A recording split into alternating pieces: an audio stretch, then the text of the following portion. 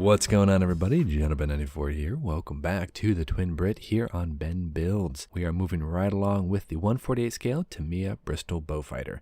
This is an amazing kit. I'm having so much fun building it. I'm so glad you can stop on by, check out what we're doing.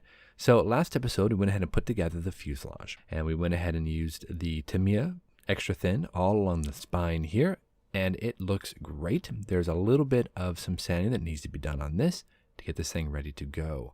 Otherwise, it looks pretty decent.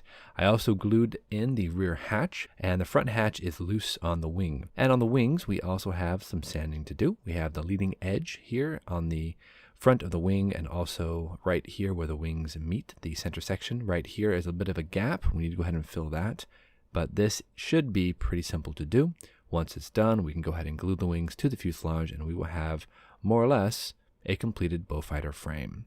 This thing is a big kit, guys. I didn't really understand how big the Beaufighter really was until I started building this kit. It's pretty decent. It's a pretty big wingspan. So let's go ahead and jump on in, get these things sanded down, and let's get this thing done.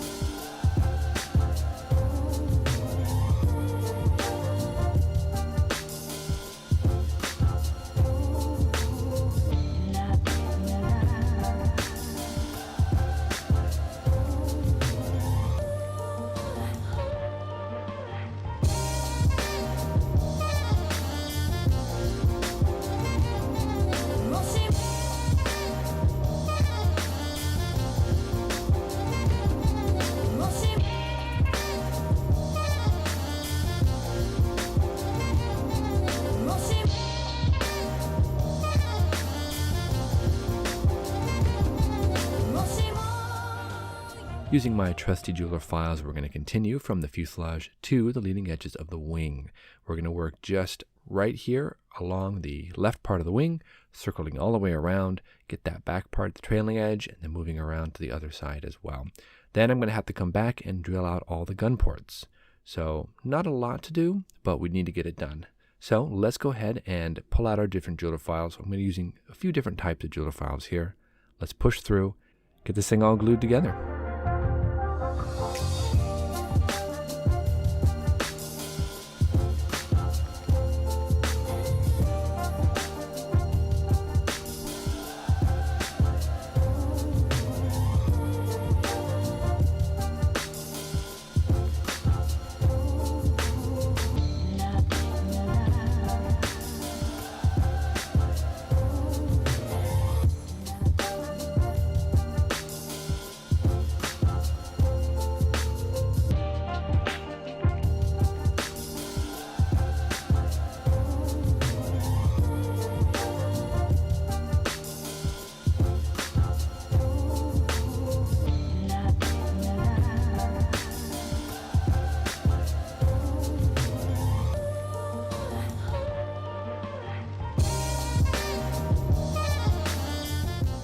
We're going to be using this circular jeweler file here to go ahead and open up these gun ports. I want these things nice and clean, and there was a little bit of an uneven seam right in the middle of that. So we're going to use this file, clean these things out.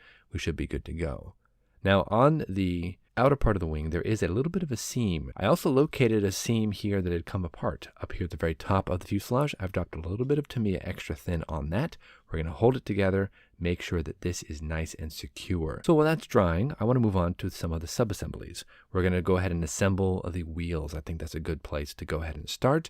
Then we're going to move over to the horizontal stabilizers right here. Should be pretty simple. Doesn't look like there's too many locating pins. Just a quick dab of glue. We should be good to go.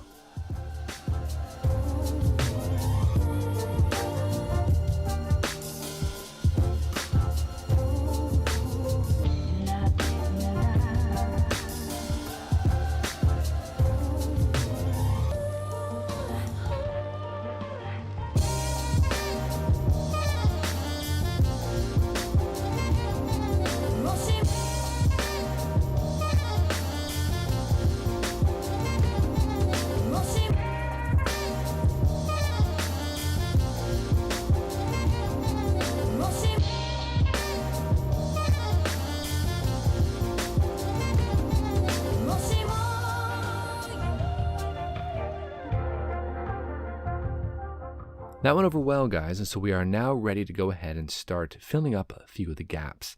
The wing went together on the fuselage without really much of a hassle. We have to get the nose as well, so let's go ahead and grab that nose cone right here. We're going to use the shorter nose cone. The nose fit together decently. It's just one little cap that goes over top of that. I'm just going to put some glue right around that. Make sure to position it so I don't have to do too much sanding when I get down around to getting this thing all ready for paint. It looks pretty decent. I like it. Now, I think the last thing we're going to do today, well, one of the last things we're going to do today is I wanted to go ahead and dip these clear parts in Future. Now, Future, like I've said before in my other videos, Future takes that clear part and makes it a lot more transparent. At least that's what it appears. So let's use this little cup here, fill it with some Future, and let's dip our canopy pieces into it. We have to use our tweezers, so let's go ahead and just dip it straight on in and pull it right on out. Kind of move it around a little bit. And we're going to put it on a nice paper towel right here to go ahead and get off some of that excess. Nice thing about Future is it is self-leveling, so we shouldn't have to worry too much about any issues with that. So we have all the parts and pieces dipped here. All the clear parts are going to be drying. I'll give those a good 72 hours. We should be good to go ahead and just leave that there. So the last thing I want to do today, guys, is I want to go ahead and fill some of these seams. Now there are two seams that run on the inside here by the wing fuselage attachment point. I want to go ahead and fill those with this. This is Mr. Surfacer. It's 1000 here. And this is a really awesome filler to have with you. Let's pop the top off here and let's grab some of this. Filling up cracks with this is actually very, very simple. We just take a little bit here, in this case on a Q-tip, and we're just going to dab it in the different areas that needs to be filled. Then we're going to come back with some basic nail polish remover. Now with the nail polish remover, with the basic acetone, we can actually clean off any of this filler. And I'm going to be using just this quick Q-tip and some of the nail polish remover. The acetone in that really helps to go ahead and wipe off the excess filler. That should leave enough filler inside the crack. And this is all we're going to do, guys. We're just going to go ahead and wipe down the different areas here that have some filler on it. We're going to wipe it down with a Q-tip that's been soaked in acetone. In this case, nail polish remover. Simple, easy. So you can see it actually does get off a lot of the excess, and it leaves the inside completely filled. So this is a really great way to go ahead and get some of these smaller cracks filled up without too much hassle. And we're going to go ahead and do this to all the different seams that I've filled. One more part right here at the end, guys. I just want to go ahead and take this off right here. There's a bit of a seam line right here. So we're ready to go, guys. This is it. We're going to go ahead and call it a day on the Beaufighter for now. The Beaufighter is really coming along beautifully. Parts fit well. Everything has really gone together well.